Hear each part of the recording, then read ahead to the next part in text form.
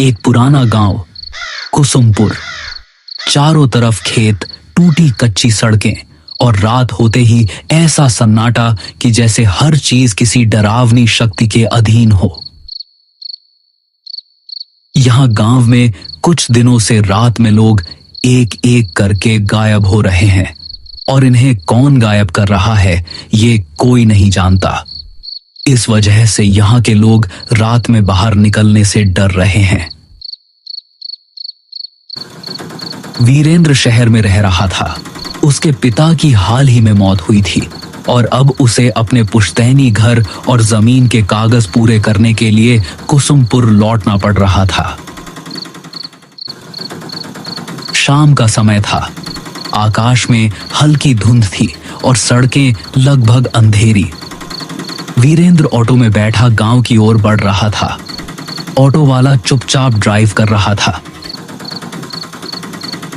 वीरेंद्र ने मजाक में कहा, भाई रात में तो काफी सुनसान रहता है यहाँ। ऑटो वाला बस एक ही बात बोल पाया, साहब कोशिश करना रात को बाहर मत जाना। रास्ता लंबा और धूंध से भरा था। वीरेंद्र ने बाहर झांक कर देखा तो उसे सड़क किनारे खड़े पेड़ और खेतों के बीच से गुजरती अजीब सी परछाइयां दिखाई दी। हल्की हवा से पेड़ों की शाखाएं जैसे फुसफुसा रही हों। वीरेंद्र ने खुद से कहा, बस शहर में रहकर ही अच्छा था। ऑटो धीरे धीरे गांव के मुख्य चौक पर पहुंचा। वहां का दृश्य वीरेंद्र को हैरान कर गया। पूरे गांव में सन्नाटा था। कोई दुकानदार नहीं, कोई आदमी नहीं। चौपाल खाली थी। कुत्ते भी अपनी जगहों पर भौंक रहे थे। वीरेंद्र ने ऑटो वाले से कहा, भैया आप जाओ। ऑटो वाला सिर हिलाकर चुपचाप वहां से चला गया। वीरेंद्र अपने पुराने घर की ओर बढ़ा। पुराने रास्ते, टूटी सीढ़ियां और जर्जर दीवारें उसे बचपन की याद दिला रही थीं। घर का दरवाजा अजीब तरह से बंद था। वहीं उसे अपनी बचपन की दोस्त मंजरी दिखाई दी। मंजरी अब अकेली रह रही थी। उसका चेहरा थका हुआ और डरावना लग रहा था। मंजरी ने धीरे से कहा, और वीरेंद्र इतने साल बाद कैसे हो? क्या हालचाल है? और यहाँ आना कैसे हुआ? हाँ मंजरी, मैं ठीक हूं। मैं बस अपनी पुश्तैनी जमीन का कुछ काम पूरा करने आया था। लेकिन यह बताओ, ये गांव में इतना सन्नाटा क्यों है?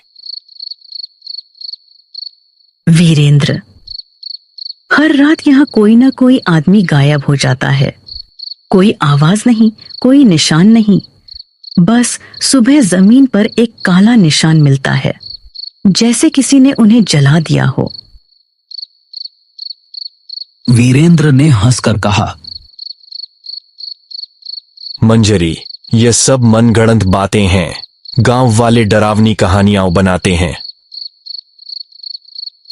अगर तुम इसे हल्के में लोगे तो शायद बाद में पछताओगे। रात में बहुत अजीब चीजें होती हैं। आवाजें, परछाइयां और कभी-कभी नाम पुकारने वाली आवाजें। वीरेंद्र ने उसे शांत करने की कोशिश की, लेकिन उसके मन में डर बैठ गया। वह जानता था कि रात अब शुरू हो चुकी है और गांव का सन्नाटा धीरे धीरे उसे अपने घेरे में ले रहा है। रात गहरी होने लगी। वीरेंद्र घर के पुराने कमरे में बैठा धुंध से ढकी खिड़कियों के बाहर झांक रहा था। हर खिड़की पर अजीब सी परछाइयां गुजर रही थीं। कभी हवा में फुसफुसाहटें, कभी दीवारों के पीछे किसी का नाम पुकारना। वीरेंद्र ने सोचा, यह सब अजीब है। लेकिन उसके पास समय कम था। वो डरते डरते सोया। अगले दिन जमीन और घर के कागज कंप्लीट करने थे। वो धीरे धीरे गांव की गलियों में घूमना शुरू करता है।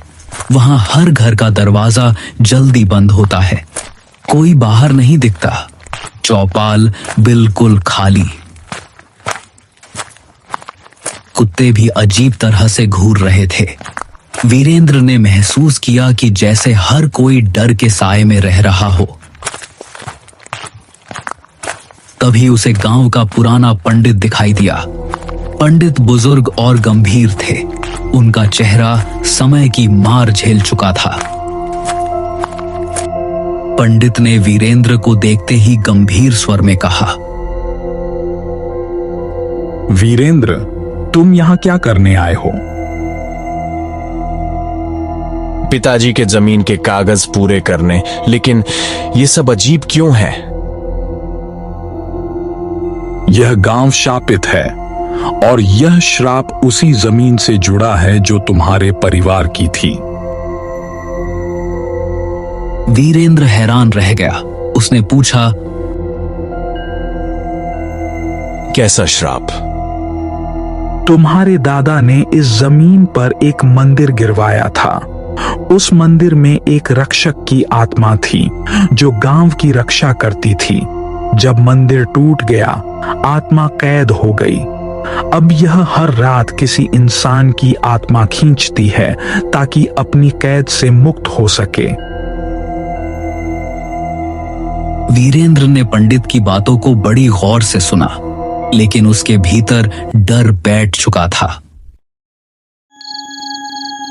वीरेंद्र ने पंडित की बातों को सोचते हुए रात बिताई। आसपास के धुंध और आवाजें उसे लगातार परेशान कर रही थीं। दीवारों के पीछे फुसफुसाहटें, हवाओं में नाम पुकारने की आवाजें और खिड़कियों से गुजरती काले साए उसे मानसिक रूप से कमजोर कर रहे थे।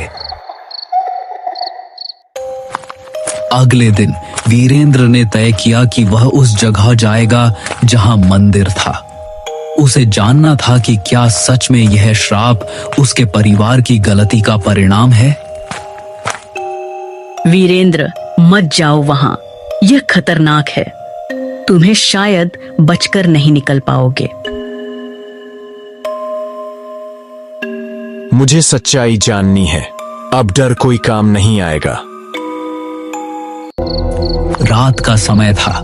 पूरा गांव वीरेंद्र को रोकने की कोशिश कर रहा था, लेकिन वीरेंद्र ने हिम्मत दिखाते हुए आगे बढ़ना तय किया। वीरेंद्र उस जगह पहुंचा। चारों तरफ जली हुई मिट्टी, टूटी दीवारें और बीच में एक पुराना बुझा हुआ दिया पड़ा था। वीरेंद्र ने धीरे से दिया जलाया। जैसे ही लौ उठी, जमीन हिलने लगी, हवा में सिसकारियां गूंजने लगी। वीरेंद्र का मन डर से कांप रहा था। तभी मंजरी वहां पहुंचती है, लेकिन उसका चेहरा बदल चुका था। उसकी आंखों में अब शैतानी शक्ति दिख रही थी। मंजरी इंसान नहीं थी, वो वही राक्षस की आत्मा थी जो मंदिर टूटने पर कैद हो गई थी।